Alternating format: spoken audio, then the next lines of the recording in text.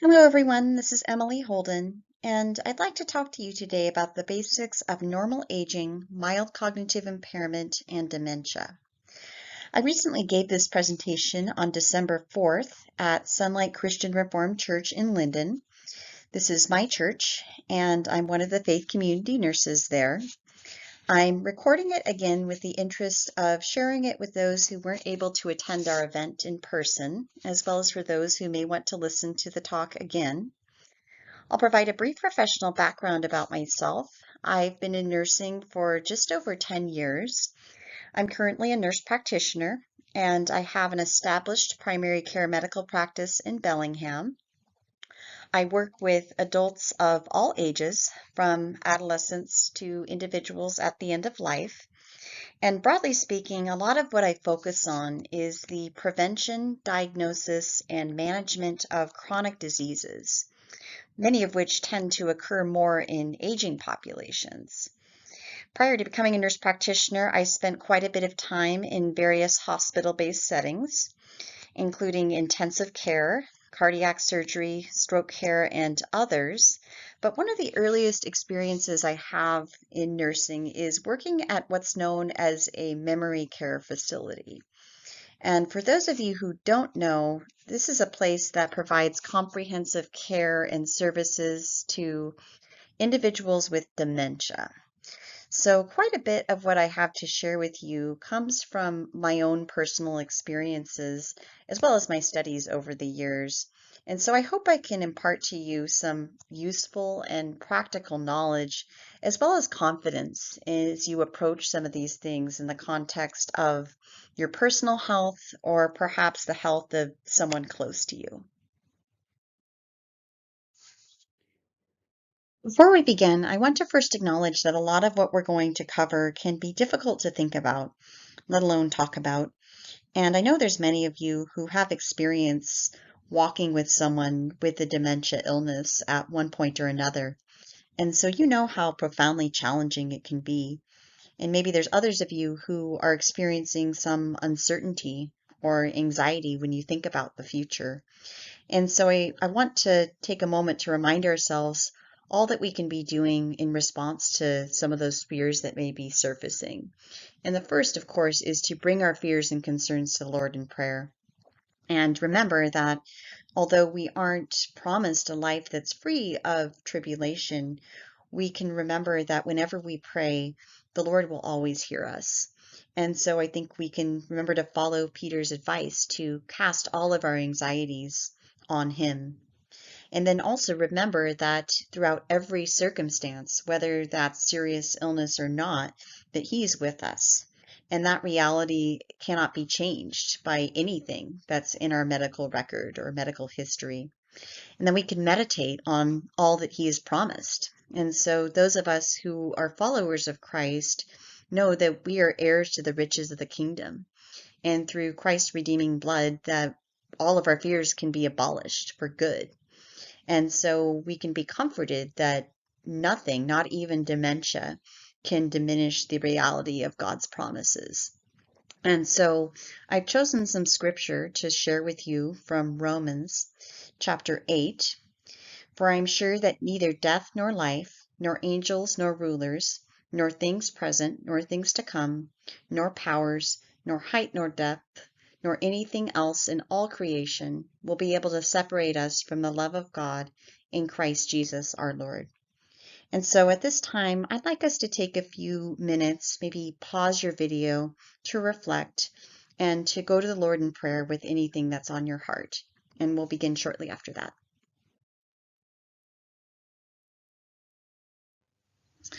I realize that many of you who are watching probably already know quite a bit about the topics that we're going to cover, and there may be others of you who don't have as much exposure.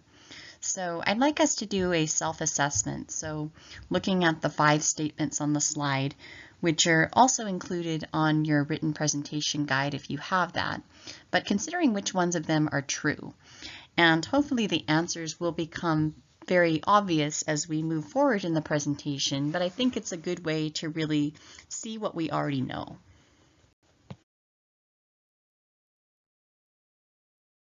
I'd like to address some learning objectives, so things that I hope all or many of you will be able to do once we're done today. The first is differentiate among normal cognitive changes with aging, mild cognitive impairment, and dementia. Second, demonstrate a basic understanding of the possible causes of cognitive impairment and dementia. 3, identify non-modifiable and modifiable risk factors for Alzheimer's disease. And fourth, discuss general goals and strategies in the management of dementia.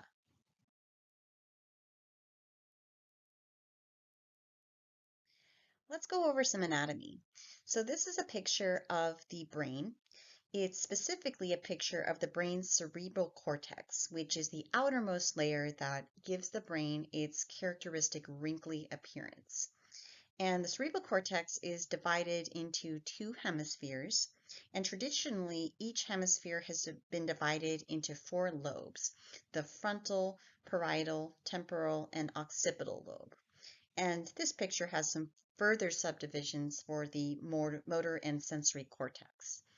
And although we know that most brain functions rely on many different regions across the entire brain working together, it's true that each lobe carries out the bulk of certain functions. And so I think this picture does a really good job of showing not only all the different cognitive functions of the brain, but how we can further organize them based on which lobe is generally responsible. And so I also want to point out that when I talk about cognition, I'm not talking about just memory, because our brains can do so much more than that. And I think this really shows the wonder of God's creation. When God made man's body, he made his brain distinct and superior to all other creation. One of the most common questions I get asked when patients come to me with concerns about memory is, should I expect some changes with my memory or thinking as I get older? Or is memory loss ever considered normal as we age? And it is true that as our brains age, our cognitive abilities can change. In fact, our brains, more specifically our prefrontal cortex, start to shrink as early as our 30s. And many people may start noticing some changes in their memory and thinking even as early as their 40s. And this is largely because communication between nerve cells or neurons and neurotransmitters diminish over time. And similarly, blood flow to the brain itself decreases as we age.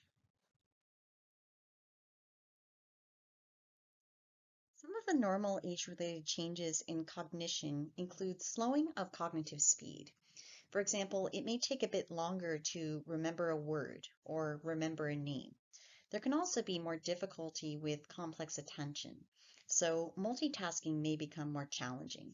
For example, you may need to turn off the radio when trying to follow a recipe or while paying the bills. Working memory can also worsen, so it may become more difficult to manipulate information while you're trying to remember it. Planning, organization, and mental flexibility can all decline with age as well. And to compound this, many of us will also experience some changes to our sensory abilities. For example, vision or hearing may start to change. And this in turn can actually make the normal age-related cognitive changes more prominent.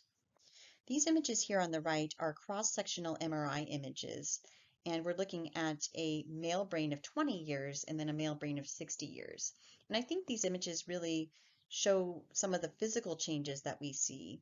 And specifically, I mentioned the shrinking or atrophy of the cerebral cortex that can occur with age. And you can really see that here when you compare the younger adult brain to the older adult brain. And so with this, there are some normal age-related cognitive changes that we see. However, it's important to remember that these changes should never affect a person's day-to-day functioning. They should also not cause significant changes on pen and paper cognitive testing that you might do at your doctor's office. This here on the right is just a picture my colleague showed me the other day that maybe some of you can relate to.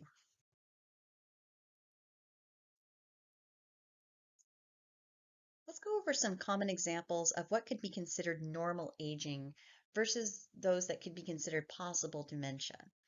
Occasionally making a questionable or debatable decision. So all of us will make mistakes from time to time, whether that's being late to an appointment or forgetting to reply to an important email.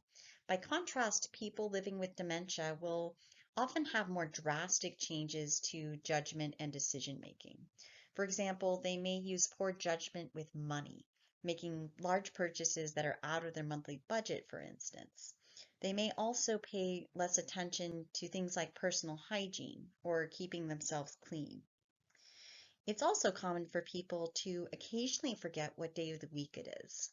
I generally see patients in clinic on Tuesdays, Thursdays, and Fridays, but I'll occasionally get the days confused when I'm talking with patients.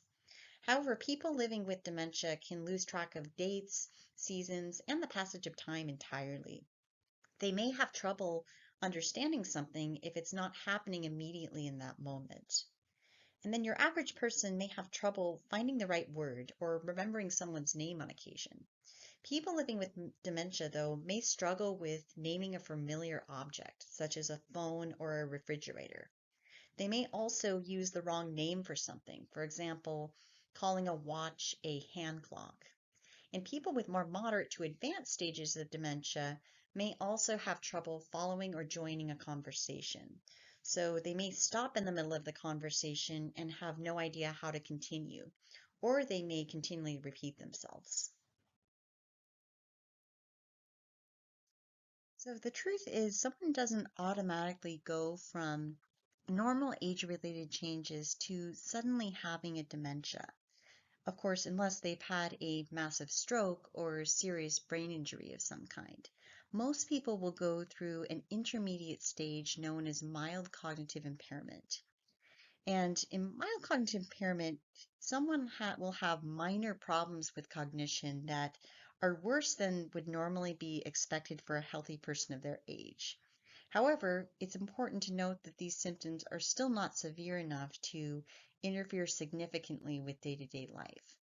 It's true that changes in memory and thinking may become more noticeable and may also start to show up on pen and paper cognitive testing.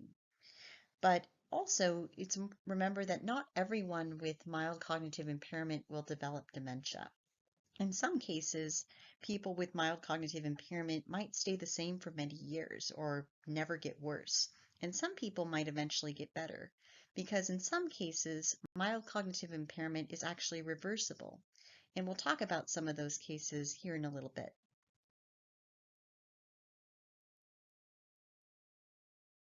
When I mention pen and paper cognitive testing, I'm generally referring to the handwritten tests that you may do at your doctor's office.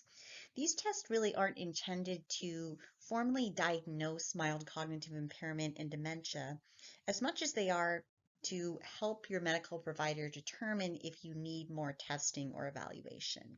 So they really could be considered screening tests. This one here on the left is the Montreal Cognitive Assessment, or the MOCA, and it's designed to assess multiple cognitive domains. It takes about 10 minutes to complete and consists of multiple questions and tasks that the patient is asked to do. And so the key component of this one is that it tests many different cognitive functions. And so for that reason, it's a very useful tool in assessing for potential mild cognitive impairment because it's less likely that certain deficits will be overlooked. And then this test here on the right is the clock drawing test. And so this is a nonverbal screening tool in which a person is asked to draw a clock. And they're asked to indicate a specific time on the clock with the hands. And so this too requires several different cognitive skills to complete. Things like visual spatial skills, numerical sequencing, and planning. And so it's actually a very sensitive tool to identify possible dementia because many people, even if they have mild cognitive impairment, will still be able to draw a clock correctly. And so at this point, we've talked about normal age-related changes and mild cognitive impairment. And so once someone's functioning starts to be affected by cognitive changes, they may start to have problems with things like organizing. So organizing their kitchen or their pill box, or they may forget to take medications entirely. They may also have trouble doing normal day-to-day tasks like operating household appliances, or they may have more trouble with tasks that require executive functioning like bill paying. Once a person's day-to-day function is affected, then they're generally considered to have entered the stages of dementia.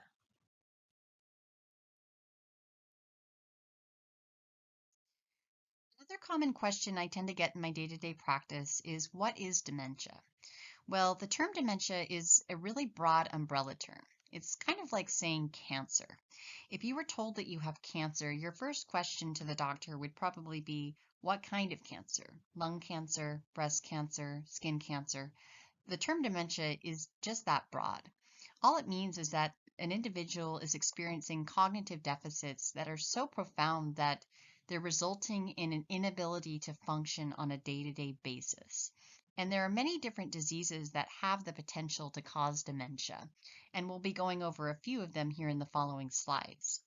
But what many people tend to forget is that almost always these dementias can result in changes to emotions and personality.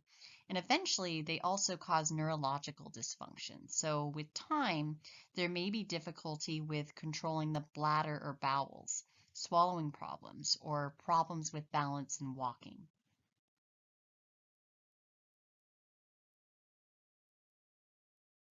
For those of you who like pictures, this is the dementia umbrella, or at least one version of it. And so, as I said, there are many different diseases that have the potential to cause dementia.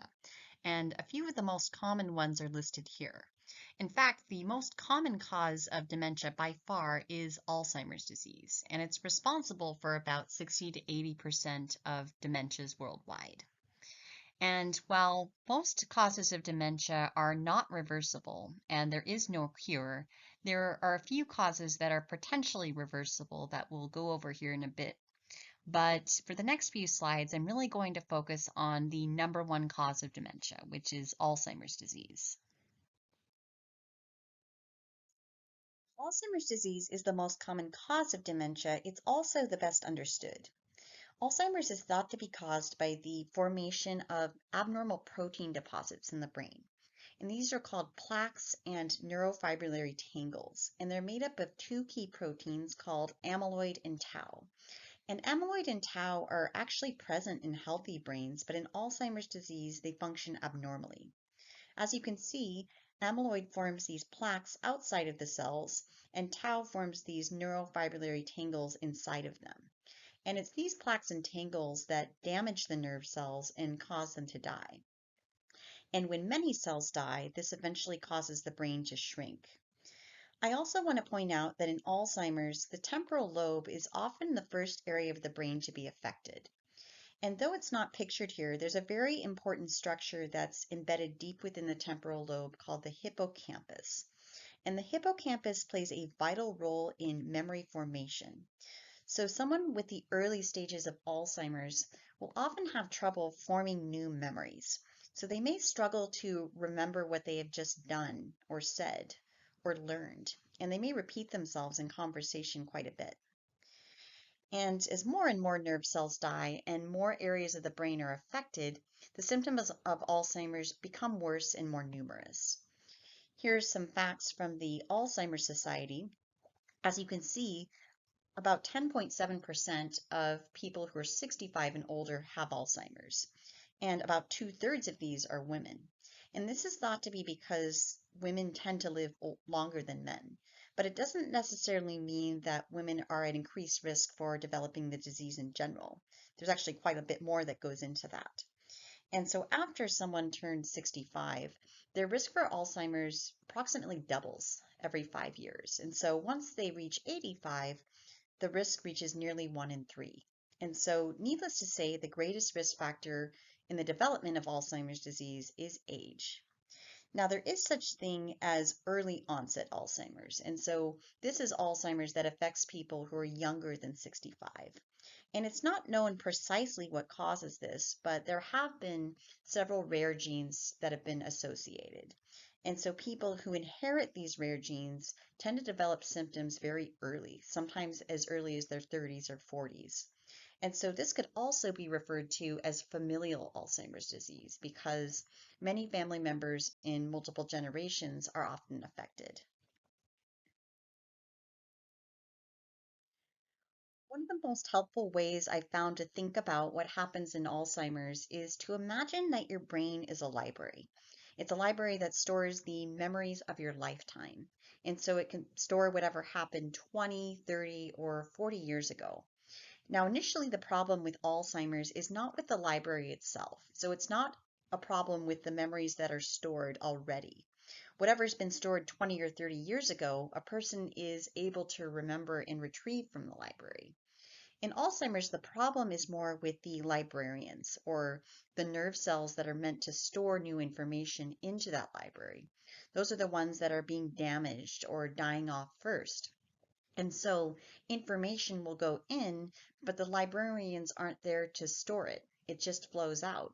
And so, no matter how hard you try to remember, or no matter how many hints you give your loved one, that newly stored information is just not there for them to retrieve. And so my point here is that more recent memories are usually lost first in Alzheimer's because people struggle to form new memories. Older memories can remain for much longer because they depend less on that hippocampus, so that structure I was talking about that's key in memory formation. But eventually, as more brain cells are damaged in Alzheimer's, then oftentimes those old memories will deteriorate as well.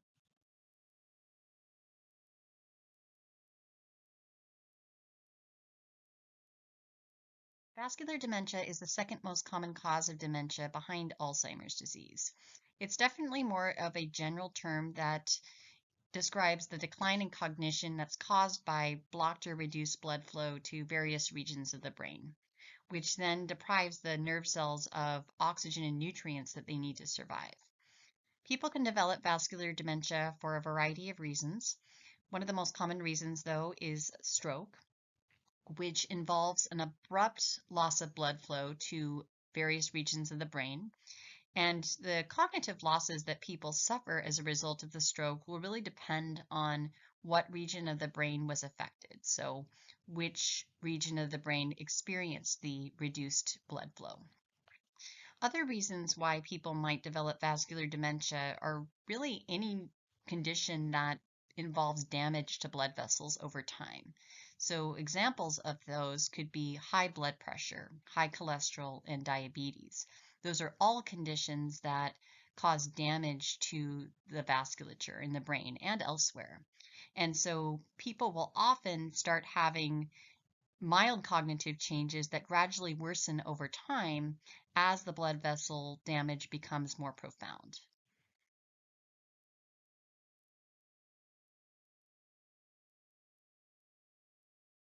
At this point, we've discussed the two leading causes of dementia, which are Alzheimer's disease and vascular dementia. And unfortunately, these two diseases are not reversible. There's no cure. However, I want to take a few moments to talk about some of the potentially reversible causes of mild cognitive impairment and dementia, which there are many. And I think they're important to be aware of because the earlier they are identified, then the earlier they can be treated.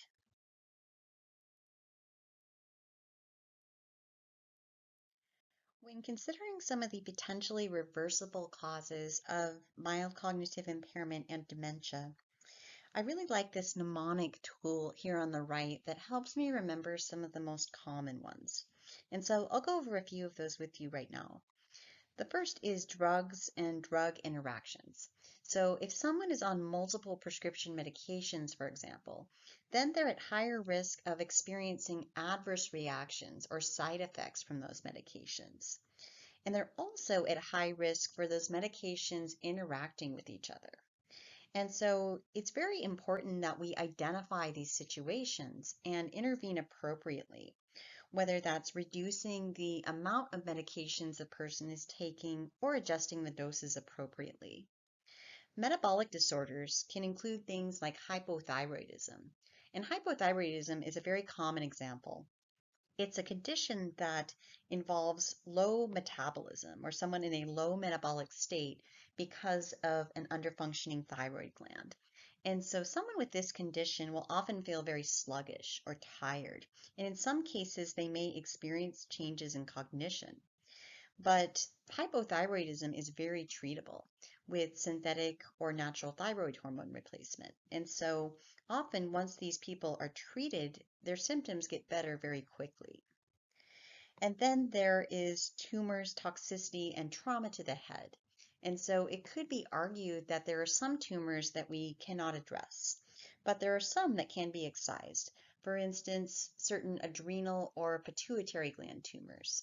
And so once the tumor is addressed, oftentimes people's symptoms will resolve spontaneously. And for trauma to the head, of course, it depends on the severity of the trauma, but in the cases of mild to moderate concussions, people will often experience some transient changes to cognition. And with the proper treatment, these will get better over the course of time, whether that's over a few days, weeks, or in some cases, months. And so this, of course, is not an all-inclusive list of the potentially reversible causes, but I think it highlights some of the most common ones and the ones that we should really be looking for and identifying so that they can be treated promptly.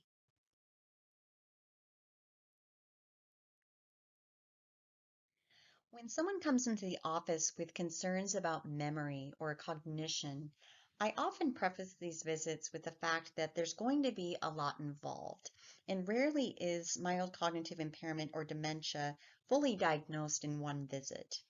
And so the first thing that I do is take a very thorough and detailed medical and family history. So asking quite a bit of questions about a person's history of illness or any present illnesses they have. I also take a detailed social and occupational history. So asking about what the person has done for work over the years or what possible exposures they may have encountered. And then, of course, I ask questions about family history, so any sorts of diseases that may run in the family. And then I do a detailed physical and neurological exam, which in many cases can give me some clues as to potential causes of symptoms. Almost always, I will do some sort of lab tests. And so when we were talking about the potentially reversible causes of dementia and cognitive impairment, many of those things can be identified on lab tests. And so I'll always be getting a thorough evaluation with those. And then mental status exams. So this would involve things like those screening tests that I went over a few slides ago. And so those would be able to clue us into whether someone may need more evaluation. And then in some cases, we'll order brain imaging. So this will either be an MRI or a CT scan. And so this will tell us if there's any significant physical changes in the brain that are contributing to symptoms. Oftentimes on MRI, we can detect the symptoms of vascular dementia specifically. And then we may also refer people for more specific neuropsychiatric tests to a specialist. And then diagnosing the specific type of dementia is especially important. And I want to emphasize this because it's really that important because the type of dementia will really determine what kind of treatment the person is able to get. And it can also help set expectations and help patients and their families anticipate what is to come.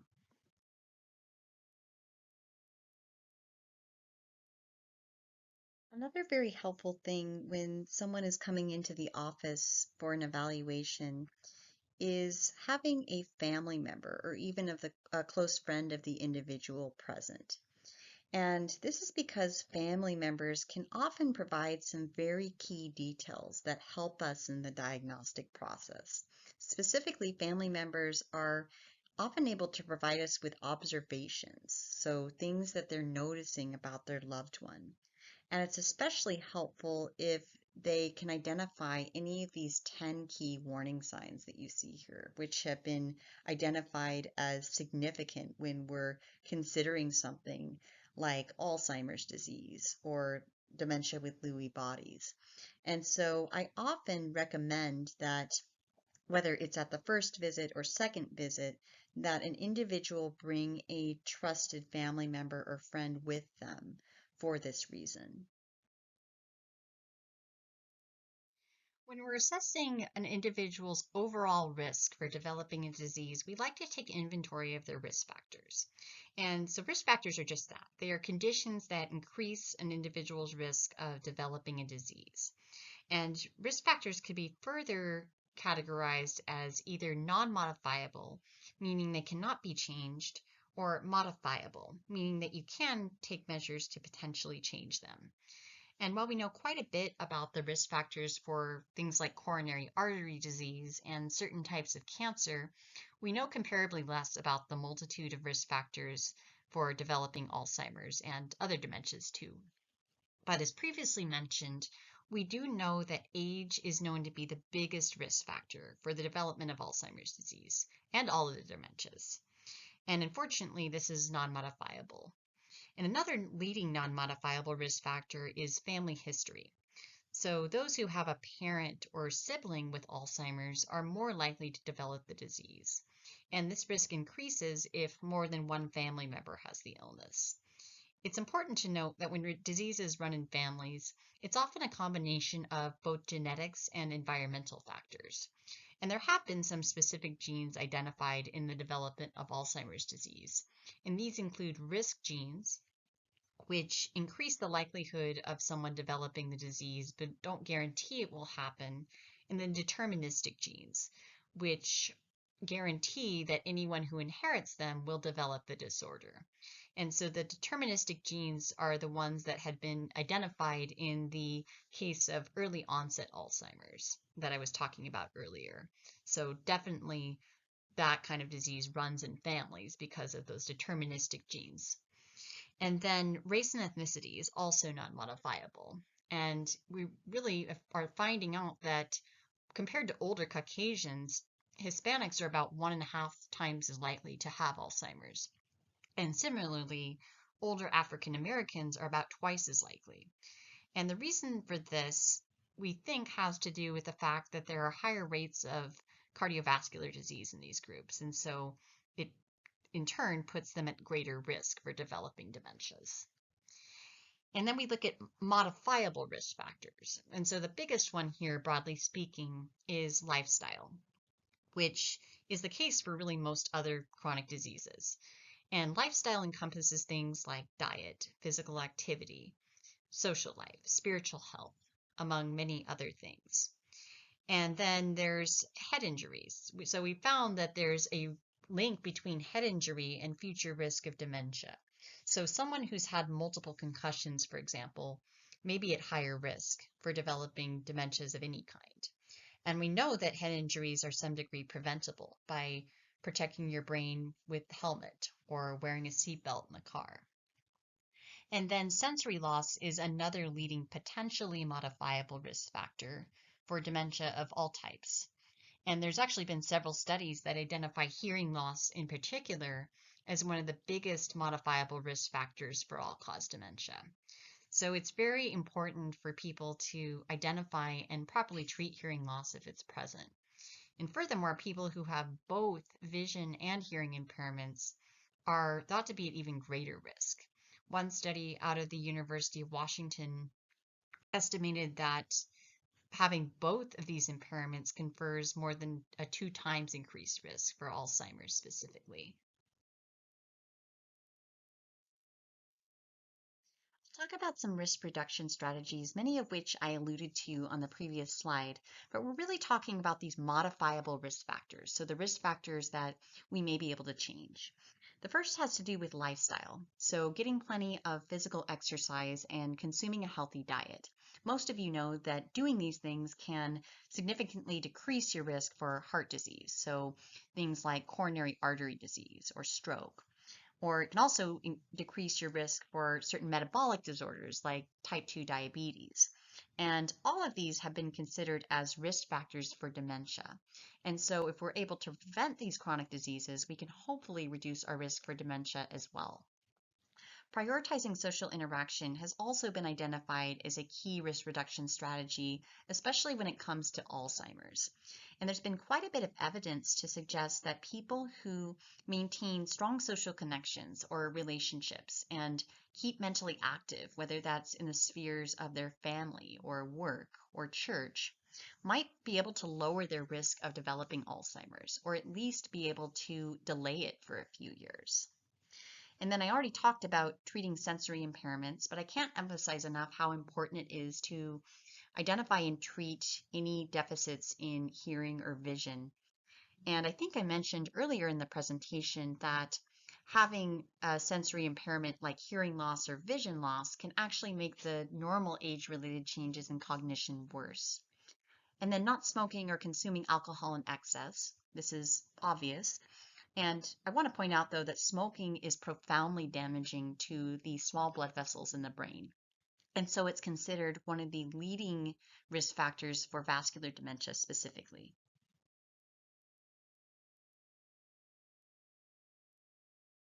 An important concept that is crucial to the understanding of cognitive health is known as cognitive reserve. You can think of cognitive reserve as a person's ability to cope with diseases in their brain. You could also think of it as your brain's ability to improvise or find alternate ways of getting a job done. This concept of cognitive reserve originated in the late 1980s when researchers described a group of individuals who had no apparent symptoms of dementia, but were nonetheless found at their autopsy to have brain changes consistent with advanced Alzheimer's.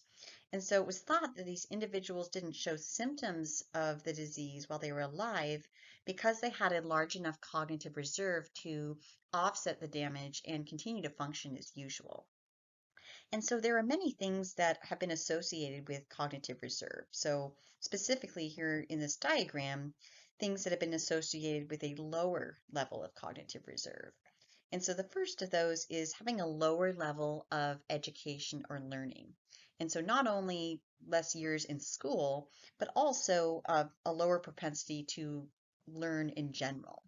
And then there is less job complexity. So, for example, someone who has a job that doesn't require them to do a whole lot of critical thinking or problem solving may have a lower cognitive reserve compared to someone who does. And then social isolation. So, someone who doesn't prioritize social connections or relationships may have a lower cognitive reserve compared to someone who does. But the good news is here is that it is possible to increase your cognitive reserve over time. And so there are many things that can be done. For instance, being a lifelong learner or trying new things, doing things that challenge you mentally or challenge you to use different complex brain functions. And then, of course, as I mentioned on the previous slide, really prioritizing social interaction. So maintaining relationships and connections. And so it's thought that people with a larger cognitive reserve may be able to delay the start of dementia symptoms for a longer period of time. And so this is a really important concept to be familiar with.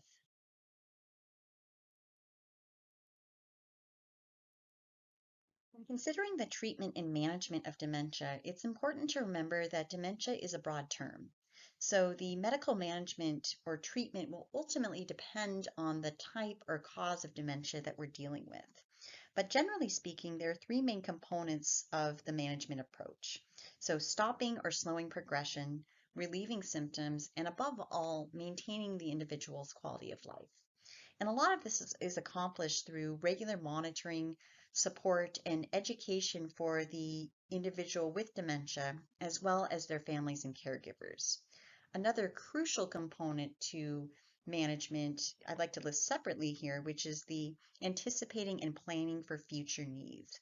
And so it's of utmost importance that, especially early on in the disease, when the person with dementia may still have sufficient mental capacity to consider care preferences and make informed decisions, that we start having those conversations about planning and considering what needs in the future might be.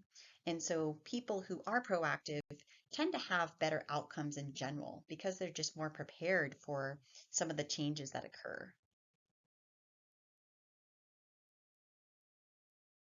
I want to talk for a moment about some of the pharmacological and natural therapies for Alzheimer's disease and different types of dementia too. I want to make very clear though that I'm not affiliated with any pharmaceutical company. I am familiar with some of the common treatments though.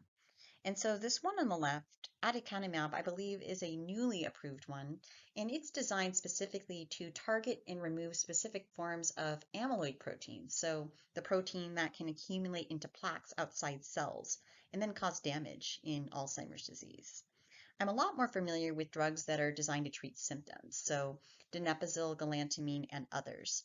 And so these three here are known as cholinesterase inhibitors, and so they work by maintaining acetylcholine levels, which is a key neurotransmitter, and in turn may help compensate for the loss of functioning brain cells.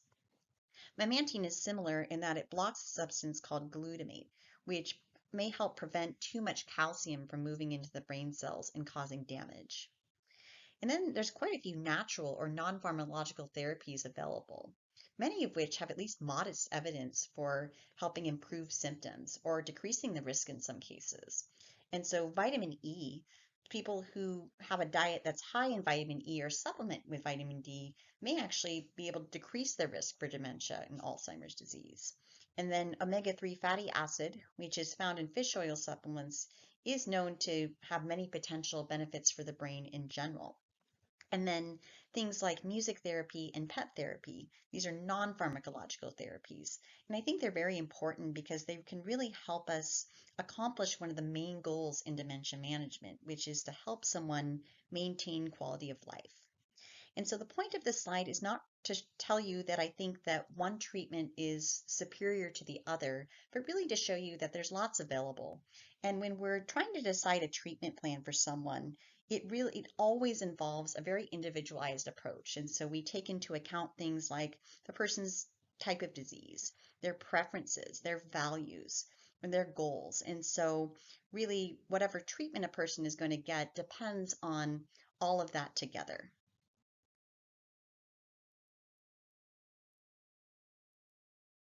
I realize that this is a busy slide, but I did want to include an example of some evidence that we have in favor of social interaction for people with dementia. And so I'll go over some of the key details of this study. I'll also link it in the supplemental materials for this presentation as well. So this study was done from 2013 to 2015 in the UK.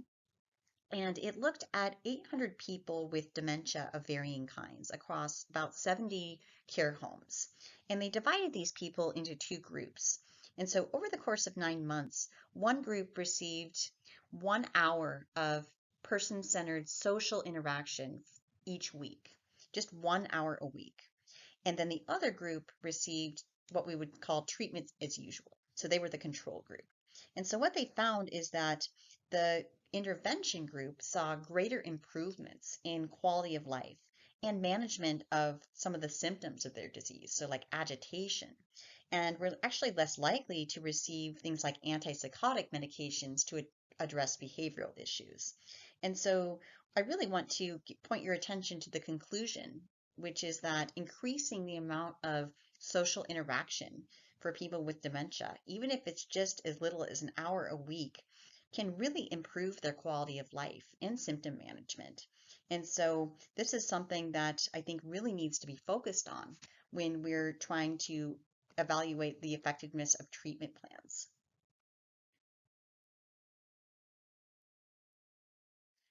I really appreciate this concept of person-centered care for people with dementia because I think it's predicated on the fact that all of us are created in the image of God, and no amount of neurological damage can alter that fact. And it's important to recognize that each person has a story. And for a person facing dementia, it's important that we try to remember or learn that story because person-centered care really involves tailoring a person's care to who they are, so their interests, abilities, history, or personality. And this can really help ensure that people with dementia can continue to take part in things they enjoy. It can also help continue to provide them with opportunities to have relationships with other people. And it's important to remember that this often requires a team-based approach. And so families, caregivers, and the person with dementia should always be involved in creating this personalized care plan.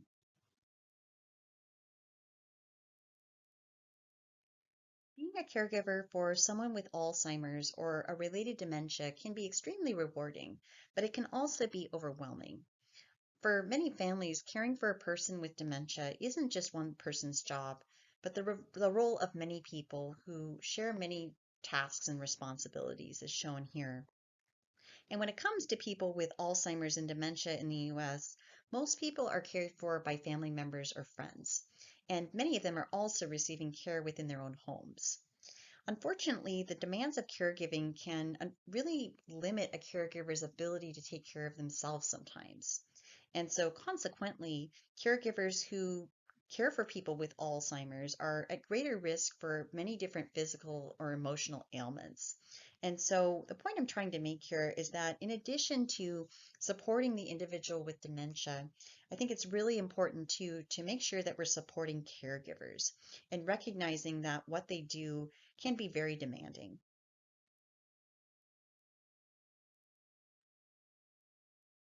Before we conclude, I want to go over a few resources that you might find helpful if you're looking for more support or perhaps more learning opportunities. The first is the Alzheimer's Association, and so this is a web-based resource. Many of the facts and statistics I used in this presentation came from this website. And then there's two different local organizations. The first is Dementia Support Northwest. And so this is a group of volunteers that really works to support caregivers for people with dementia. They also put on some dementia-friendly events. And then Northwest Regional Council is a government-based organization that really provides some comprehensive services and support to patients, families, and caregivers. And they really focus on advanced care planning and helping people have those conversations about anticipating future needs, like I was talking about earlier. And so I'd really encourage you to reach out to some of these resources or access them if you have any further questions or want to see what's available in the community.